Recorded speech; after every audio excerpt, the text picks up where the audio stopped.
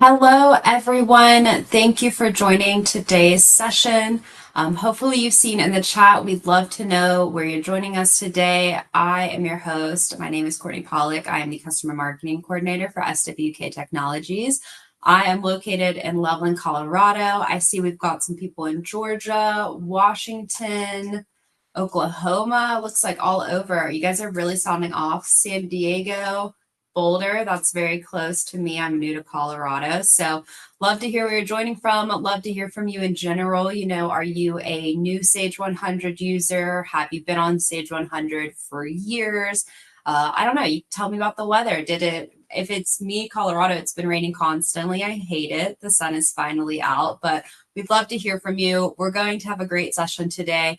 Monica is going to show us all the new things in Sage 100's 2025 version. We're going to run some polls. We're going to have an open Q&A at the end. So love to see all the information in the chat, and we hope you find it informative. So we're going to dive right in. I've been letting people kind of join in as we're, right on the hour, but I have just a couple things I want to make you aware of as we go into the session. So definitely participate in the chat. Looks like everyone's found the chat. So in that same area, you'll also see the Q&A section. So submit questions as they come to you throughout the session. No need to wait till we get to that Q&A. You can drop them in the Q&A area. You can drop it in the chat. I'll find it there and make sure we ask Monica those questions when we get to the end. But again, you can put those questions in at any time. This session is being recorded, so we're going to send you the recording tomorrow afternoon. And then as always, you can find our webinar recordings on our YouTube channel as well. There's a lot of great information there. And if you haven't been to our YouTube channel before, we have a new series called Sage 100 Shorts. Those are all videos, typically around like 5 minutes, maybe, something as long as 10 minutes or even shorter. And those are just short videos that show you how to do different things in Sage 100. So it's a great educational series, a great way to find out some new things to do in the system. So definitely something to check out. And then, as I said, we've already talked about questions. Send them in as you think of them. We want to hear from you. We'd love your participation in the polls. We're going to run one just to start things off right away.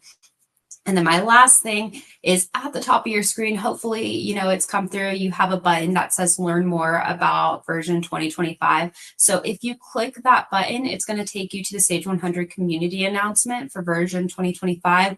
You can find the most technical, all the technical information you could ever want about all the recent releases from Sage, the 2025 version, the new payroll version, etc.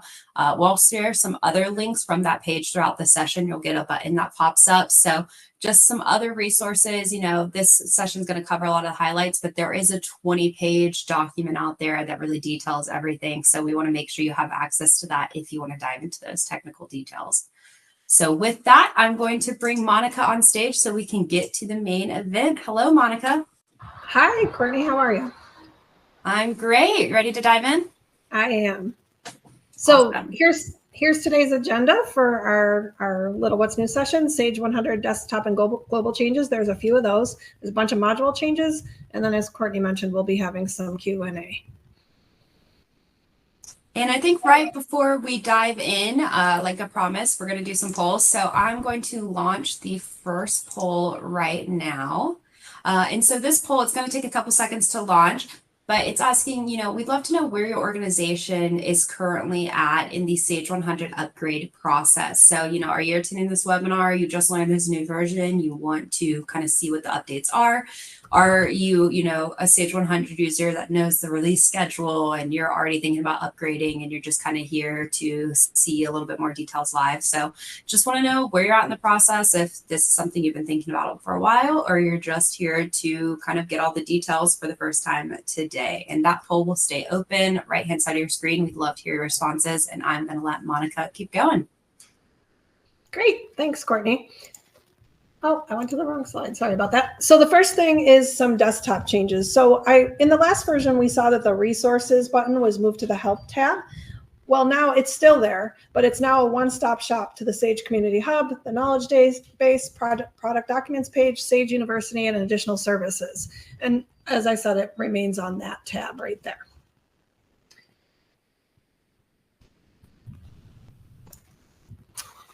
Some global changes. So you now have the option to enable audit tracking for sales orders and purchase orders. So you can choose to track changes and additions in detail if you want. You've probably seen this in other modules in Sage 100. It's been available other places for a while. Because of this addition, there is a new sales order audit report and purchase order audit report. There's also an audit view button so that you can view the changes in the activity window. And this is, of course, controlled by permissions. So you have the security, you can apply security so that users can access it or not access it. And the button that I'm referring to is in sales order entry at the top of the screen. Okay. Additional global changes, we can now copy our package tracking number in accounts receivable and sales order. There's a little button over on the right. You'll see it there. And then we also have a Crystal runtime update this time. And that is to add some security, to add some new features and those kinds of things. Let's move on to accounts payable.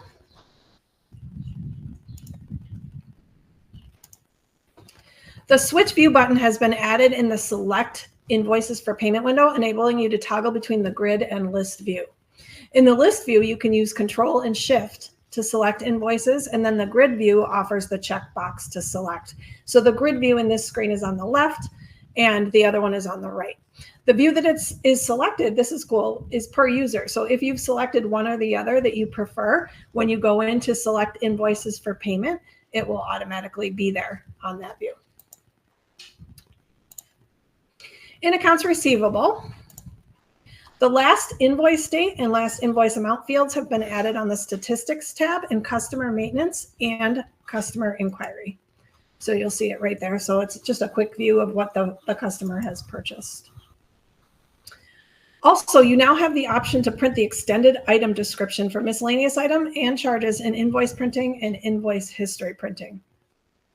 Also, in cash receipts entry, if you've selected a customer that's on credit hold, there'll be a message displayed in red showing you that the customer is on credit hold.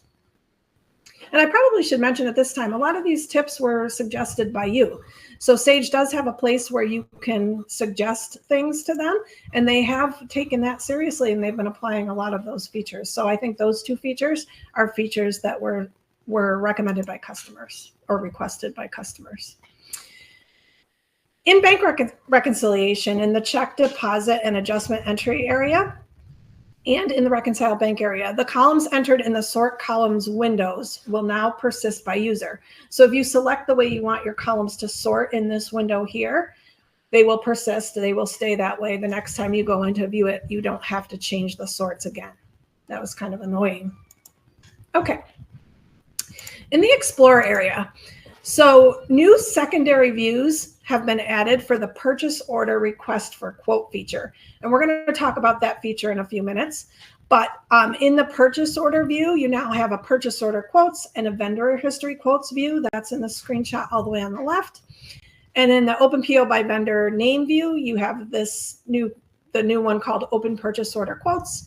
And then in the vendor view, you have one called PO quote vendors. And we'll talk about that PO feature in just a moment. In General Ledger, when using the journal reversal button in account maintenance to reverse a journal entry, the posting date used to default to the current date. It now will default to the original date of the entry. And if the original date of the entry is in a closed period, though, the posting date will default to the current accounting date. So it will still default to the current date if the entry date was in a closed period. Inventory management. So in inventory, on the item maintenance additional tab, you can now add the universal product code or European article number for an item. You have the flexibility to select from 5 different types of UPC or EAN codes in that type field that you see there. The choices for the types are UPC-A, UPC-E, EAN-8, EAN-13, or other. Additionally, in inventory, the ability to sort by product line has been added to the physical count worksheet in the sort report by field and in the physical count variance register and count card variance register. So you can sort in all of those places by product line. Also notice the little highlight in blue. The print extended item description checkbox has been added to the physical count worksheet. So if you want to print the extended item description on the physical count worksheet, that's now available to you. Also in inventory, the option to print inventory items where the quantity on hand ending balance and the dollar amount on hand ending balance are zero has been added to the trial balance report. So previously you couldn't print zero balance items on the inventory trial balance, and now you can. And then also, I like this one, the keep window open after print and preview checkboxes have been added to inventory label printing. So if you're printing labels and you want to print them in multiple ways or multiple selections, you can check one of those checkboxes to keep that window open. So inventory requirements planning. If you're using inventory requirements planning, production management, any of the manufacturing modules with it, a new production purchase quantity column has been added to the detail view in inventory requirements planning inquiry. So when you go into the inquiry screen, previously you didn't have that field there. This should save you time from having to look up quantity information in the item detail window. So you used to previously have to go into the item detail window. The production purchase quantity detail now prints on the inventory requirements planning report. Next up is Paperless Office. So a few things in Paperless Office. Because of a feature we're going to talk about shortly, the quote to purchase feature, a new quote document has been added to the purchase order request for quote feature. You can define the settings and default delivery options for quotes in the following Paperless Office tasks. So in form maintenance, electronic delivery message maintenance, default delivery options, vendor viewer, Paperless Office delivery options, and vendor maintenance inquiry. The bank rec positive pay export log document has been added in the following Paperless Office areas. So you used to not be able to see that in Paperless Office. So if you're using positive pay and you're exporting, that log is now available in journal and register maintenance, journal and register viewer, and electronic delivery message maintenance. Also, when customer or vendor forms are sent through Paperless Office, the form code name is now saved in the PDF log. The form code field has been added in customer viewer and vendor viewer. So previously you couldn't see the name of that document, which could get a little confusing, especially if your customer called with the name of the document or a vendor called. Okay, production management, next module. So they've made some nice additions in production management. I'm really liking the new features. So in activity code maintenance, you can now establish a standard cost rate per piece and divisor for an activity code to calculate budget labor cost. So previously we didn't have a standard cost per piece, we just had a cost per hour.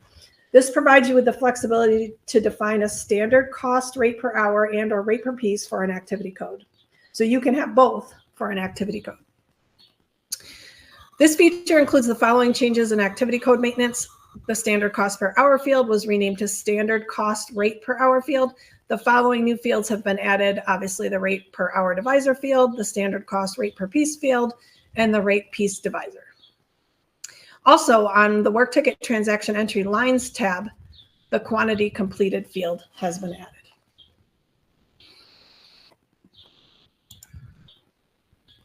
Also in production management, the following improvements have been made to work ticket template maintenance. I really like these. So now we have revision numbers for work ticket templates, and they're now alphanumeric instead of numeric only. The description field has been added next to the revision number field, and you can enter a template description for step 0. So that's nice because you want the description for the step, but sometimes you want the main description of the template as well. So I really like that. And then also next to the step number field, the description field has been renamed to the step description field. There's also a new step overview button, and you'll see I've circled it on the right-hand side in the background of work ticket template maintenance. If you want to see all your steps in one view, you can click that button and you'll get that view that you see there. Additionally, attachments previously were not specific to a work ticket step. They were for the entire work ticket template, and now they're specific to the step. Also, when you click cancel now on work ticket template maintenance, it used to close the work ticket template, but now it'll just close that step and you can choose the next step that you'd like to look at, or you can hit cancel 2 more times to completely close it. Because what it'll do is when you hit cancel, it will be active in the step number field. Then when you hit cancel again, it'll be in the revision number field, and then cancel again will cancel the entire thing. So if you're working in a work ticket, it makes it a little easier to navigate through there. Also in production management, to make the budgeting of a step more intuitive, the Calculate Budget checkbox has been added on the Work Ticket Template Maintenance additional tab.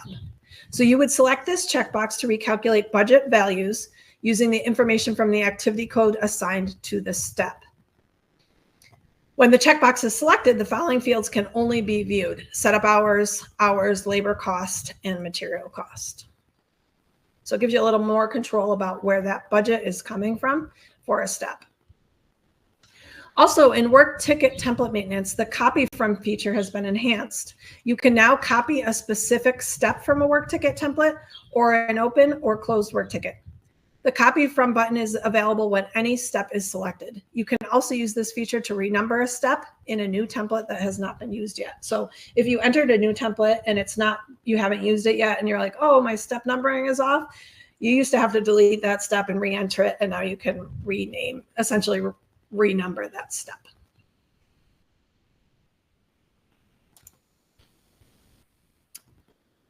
And finally, the last things in production management, on the production management options entry tab. So when you're in production management options on the entry tab, the relieve work in process on last completion checkbox has been added. So what that means is that you want to relieve your WIP when the work ticket is completed. So when you're doing that last completion, you want to relieve your WIP at that time instead of in stages as you go through the different completions of the work ticket. There's some cool new features in purchase order as well. Let me just slide my thing. Here we go. So in purchase order, in purchase order options on the history tab, the cancel reason code required when deleting orders or quotes checkbox has been added. So you would select this checkbox, and obviously it's in purchase order options, so it's for the entire company. You'd have to determine, for that company in Sage if you wanted to use it. When someone deletes a purchase order or a quote, they would have to enter a cancellation code. And you do have control over those cancellation codes, so you can make your list of what choices you want for the user to select. So if yes or prompt, is selected at the retain deleted quotes orders or retain deleted lines for orders quote field, and you delete a purchase order quote or line, the cancellation code window will automatically appear. So basically, whenever you delete an order, it will now appear. Also in purchase order, this one's kind of cool too. If the production management module is integrated with purchase order, and if the purchase order is costed to a work ticket, you can now reverse the appropriate work ticket cost and quantities from the work ticket files. So previously, when you would do a return of goods on a purchase order that was related to a work ticket, it wouldn't remove that from the work ticket. Kind of a bug if you ask me, but now they've resolved that issue. So it's available actually you'll see the work ticket here on the lines tab, and that information will come in, and you'll use these fields to modify the work ticket distribution information for line items on the original purchase order. You can also enter work ticket distribution information for returns for which there is no corresponding purchase order. So that's interesting. If you were doing a return and you didn't have a purchase order, you could designate a work ticket that you wanted it to remove the item from. All right, next up in purchase order. So in purchase order entry, you can now enter a quote. So this is cool.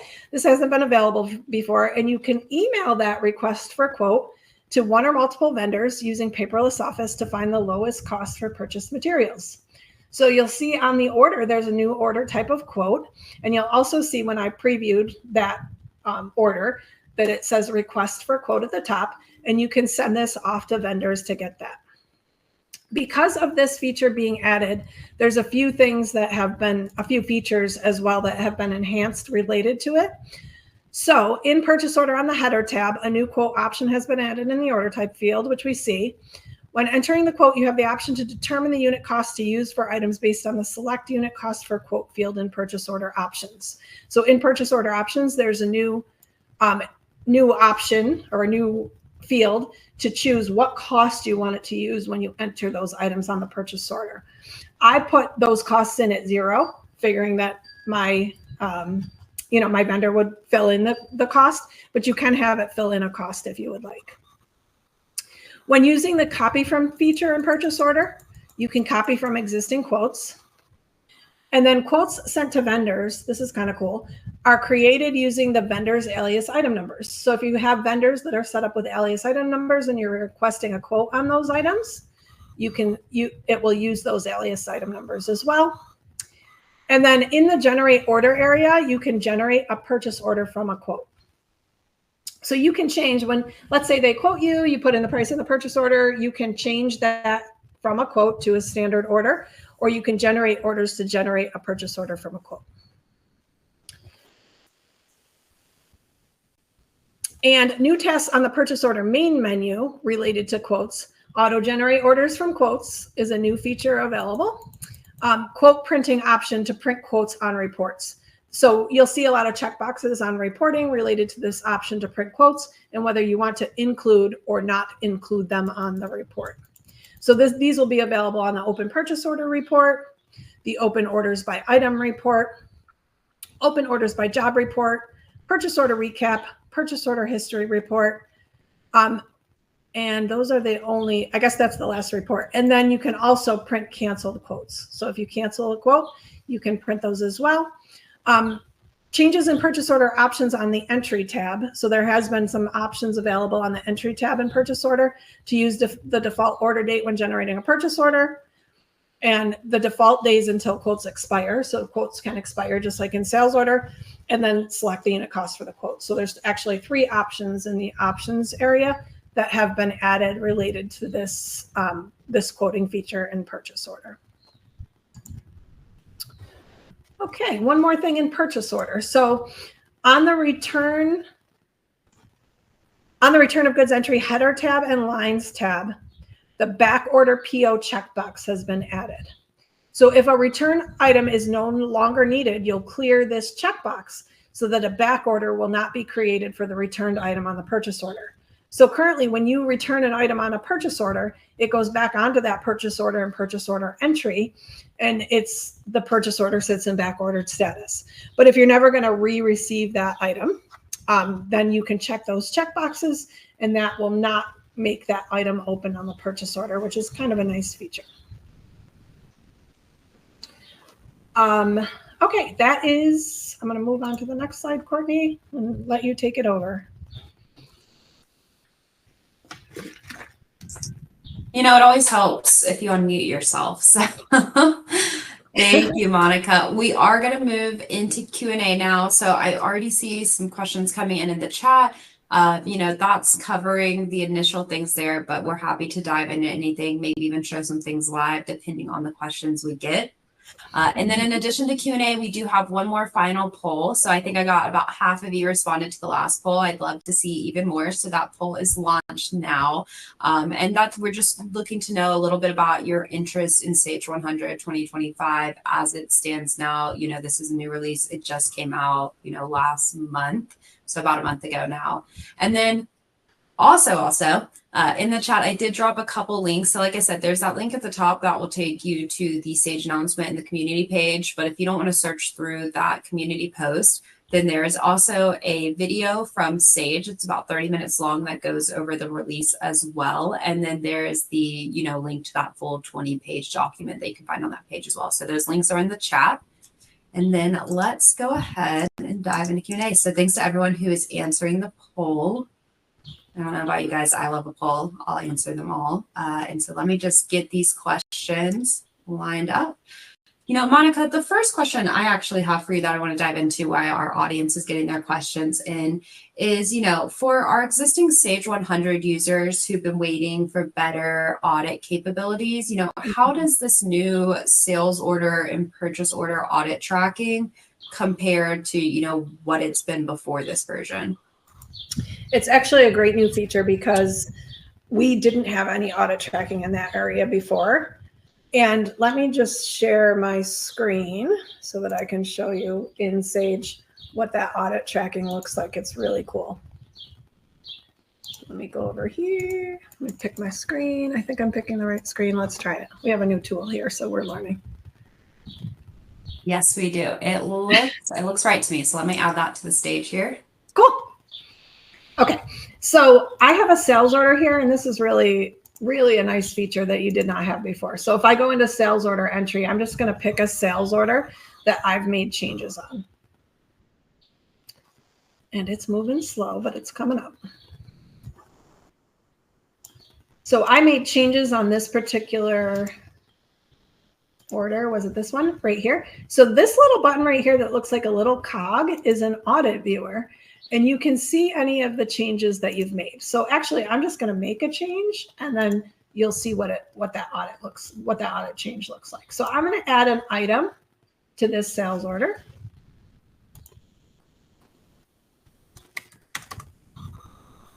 And then I'm going to accept that. And we're going to go back to that purchase order 103, or sales order, sorry. And then we're going to click that little toggle button. It looks like a little cog to me. And you'll see that it was changed. So now we can see the date, we can see the time, we can see the user who changed it. But what's nice about this is we can see the audit detail. So on the right-hand side, there's an additional button for audit detail. And when you see that audit detail, that's what's really nice. I'm going to pull it over because it opened up on my other screen. Give me 1 second. And that it'll show you exactly what was changed. So you'll see on the sales order header, my ship weight changed because I have it calculating my ship weight, my non-taxable amount, discount amount, all of that changed, my weight changed. And then you'll see I added this item code, and it'll give you all of the information about the item below. So it's really kind of cool. You can see, I think this audit feature is actually better than the audit feature in other modules. Okay. Great. Thank you, Monica. Yeah, sure. We've got some other questions. So this person asked, can you set a default time frame for quotes to expire? Yes, you can. So in purchase order options,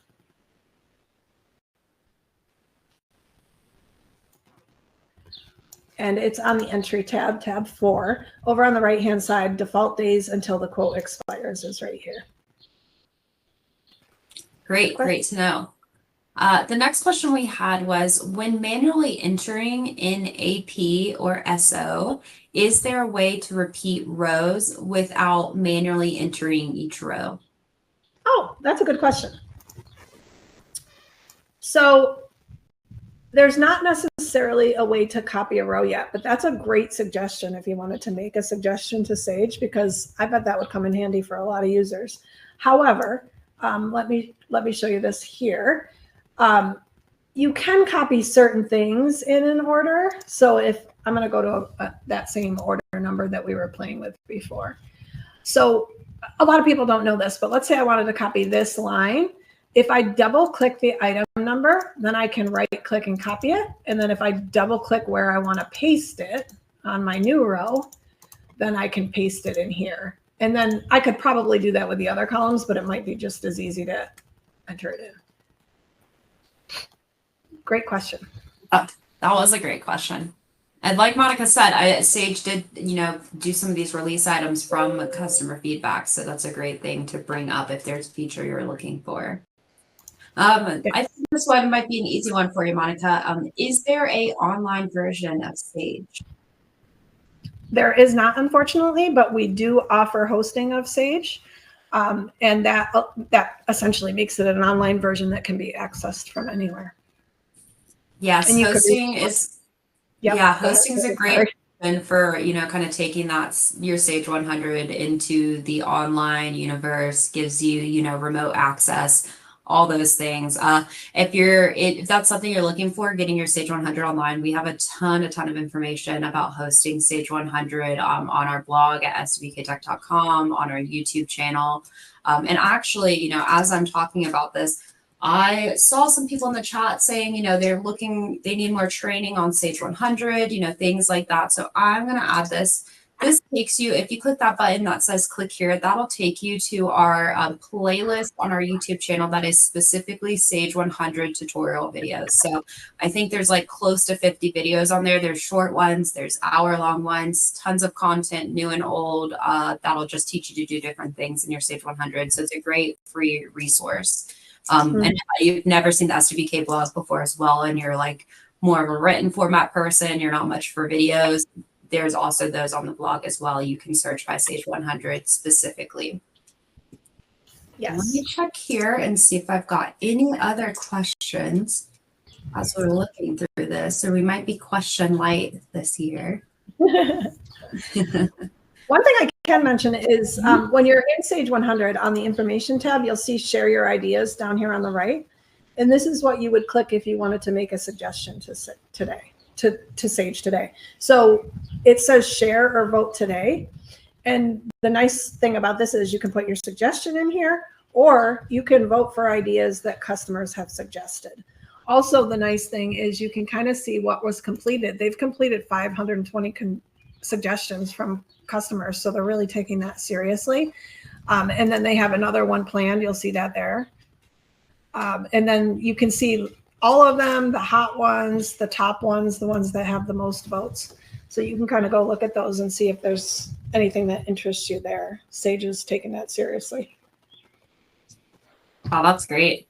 We actually did have a question from our audience over on LinkedIn. So for those of you who are joining us on our webinar platform, you may not know these webinars are also available on LinkedIn if that's a place you like to be. So this person asked Monica, you know, are there any new features added under bill of material this year? There is not, no. Nothing Okay. added there. Make some suggestions if there's something you'd like to see. Yeah, like we said, yeah, there's the suggestions tab. Okay. Yeah. I'm going to give it, I think, I like to give everyone a little extra time if something, you know, comes to mind, but I think we're going to switch back over and switch gears and just wrap things up for today. So I'm going to take that link away. So your last chance to click on the YouTube link if you're looking for some tutorial content, but super easy to find. I see something in the chat. Let's check. This person, we did have a question in the chat. They're saying, is it a big lift to upgrade? So Monica, could you talk a little bit about what upgrading is like? Absolutely. That's a great question. I wouldn't say it's a big lift. So typically how we do it is we, when you say you want to upgrade, we connect to your system and we fill out a checklist of questions that help us. We fill it out. You don't have to. That helps us figure out how long it will take you to upgrade. Then, or how long it'll take us to upgrade you. Then we'll provide you a quote.